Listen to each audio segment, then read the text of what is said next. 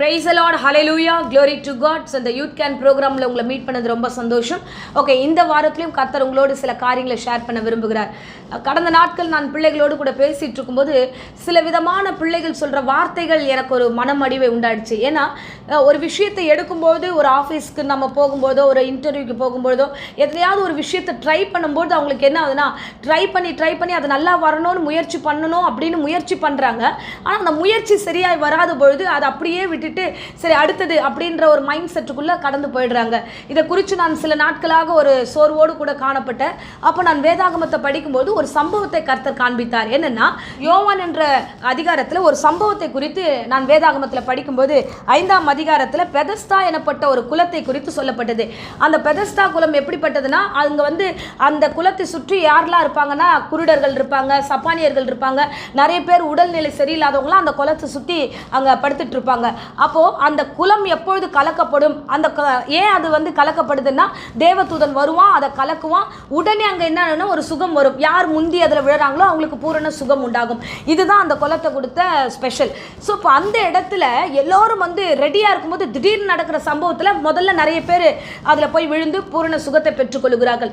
அந்த இடத்துல ஒரு மனிதனை குறித்து பார்க்கிறோம். என்னன்னா, 5ஆம் அதிகாரத்தில் இந்த இடத்துல வசனம் சொல்லுது, 5ஆம் வசனத்தில் 38 வருஷமாக வியாதி கொண்டிருந்த ஒரு மனுஷன் அங்கு வெகு காலமாய் அங்கே படுத்திருக்கிறான். 38 இயர்ஸாக ஒரே இடத்துல அவன் என்ன பண்ணிக்கிட்டு இருக்கான்னா அங்கேயே படுத்துட்டு இருக்கிறான். அவன் படுத்துக்கிட்டு இருக்கிறதை கர்த்தர் அறிந்து, அந்த வேத வசனத்தில் பார்த்தோம்னா அவனை அறிந்து இயேசு அவன்கிட்ட ஒரு வார்த்தை சொல்லுகிறார். என்ன சொல்லுகிறார்? சொஸ்தமாக வேண்டும் என்று விரும்புகிறாயா அப்படின்னு ஒரு வார்த்தை கேட்கிறார். பாருங்க, இந்த சம்பவத்தை வாசிக்கும் பொழுது எனக்கு ஒரு காரியம் வந்தது.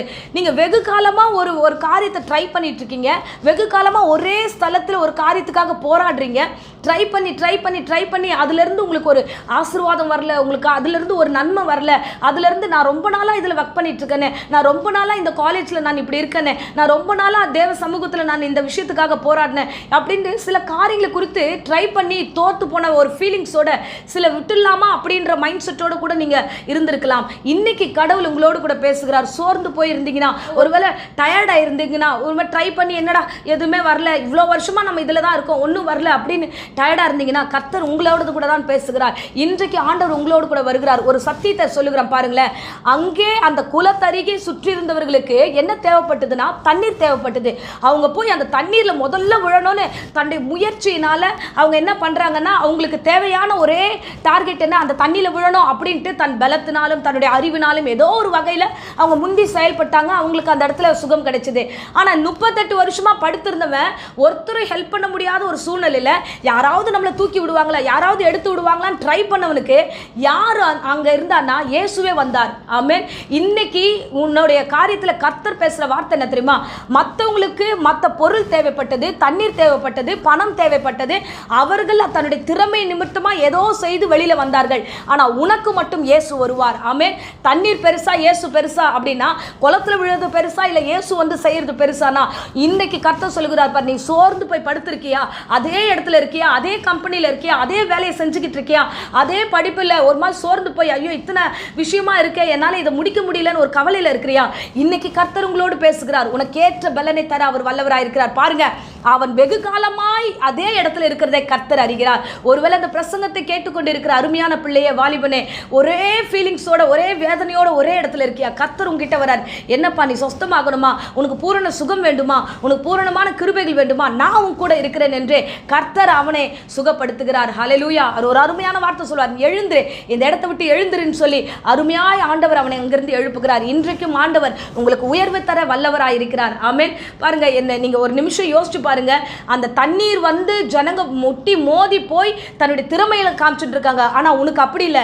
நீ படுத்து இருக்கிற இடத்துல இயேசு வருகிறார். சோர்ந்து போயிருக்கிற இடத்துல இயேசு வருகிறார். டயர்டாகி ட்ரை பண்ணி அதே இடத்துல இருக்கிற பாரு, உன்னை தேடி தான் கர்த்தர் வருகிறார். பலவீனமா இருக்கிற உன்னை தேடி தேவன் வருகிறார். சோர்ந்து போயிருக்கிற உன்னை தேடி வருகிறார். பலவீனப்பட்ட உன்னுடைய ஆத்துமாவுக்கு அவர் பலன் தர வருகிறார். உன்னை அறிந்தவர் உன்கிட்ட வரார். ஆமென். நீ யாரு, நீ எப்படி இருக்க, அந்த நிலையில கூட நீ உண்மையோடு பொறுமையோடு நீ காத்திருப்பதை கர்த்தர் அறிந்திருக்கிறார். அதற்காக அவர் வருகிறார். இத்தனை வருஷமா இங்கே இருக்கியா, இத்தனை வருஷமா இந்த சூழ்நிலை இருக்கிறியா, அறிந்தவர் ஒருவர் இருக்கிறார். உங்களை புரிஞ்சவங்க யாருமே இருக்க மாட்டாங்க. உங்க கூட ஒர்க் பண்றவங்களா இருக்கட்டும், உங்க கூட படிக்கிறவங்களா இருக்கட்டும், உங்களோட கூட சேர்ந்து சுத்துறவங்களா இருக்கட்டும், யாருக்குமே உங்களை பத்தி புரியாது. என்னடா இத்தனை வருஷமா இங்க இருக்கானே, இவனுக்கு ஏதாவது பண்ணுவோன்னு யாருக்கும் தோணாது. ஆனா கர்த்தர் அப்படி இல்லை. உன்னை குறித்து தான் எதிர்கால திட்டங்களையும் அவர் அறிந்து வைத்திருக்கிறார். உனக்காக அவர் வருகிறார். அவர் வந்து உன்னை எழுப்ப வல்லவராயிருக்கிறார். ஆமென்.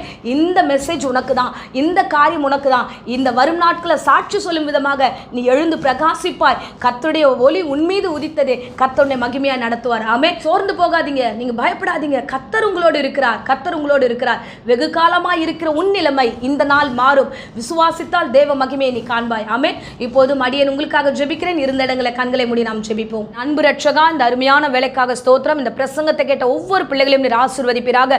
வெகு காலமாய் சில காரியங்களை போராடி ஆண்டவரே அப்பா டயர்டா இருக்கிற இந்த பிள்ளைகளை நீர் பொறுப்பெடுத்துக் கொள்வீராக. ராஜா, இயேசுவின் நாமத்தினால் இந்த பிள்ளைகளை நான் அடியேன் ஆசீர்வதிக்கிறேன். இந்த பிள்ளைகளை அறிந்து நீர் வந்து ஆண்டவரே அப்பா இவர்களை சொஸ்தப்படுத்தின கிருபைக்காக கொடான கொடி ஸ்தோத்திரம்.